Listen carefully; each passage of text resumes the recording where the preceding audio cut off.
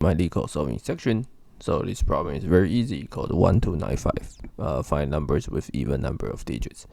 So you're given a array of integers, and then you need to check how many of them contains the even number of digits. So in this case, 1 to 12, and these two contains even number of digits.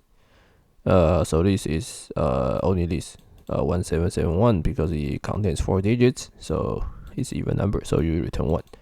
Okay, so we can define a small function called how many. Okay, so this how many is defined to be if n contains the even number of digits, then it will return 1. Why? Because n is even, then this is 0, right? This is 0, so I will get 1. If it's odd, then I will get 0. So then to find the answer, we just initialize the answer to be 0 and iterate the string.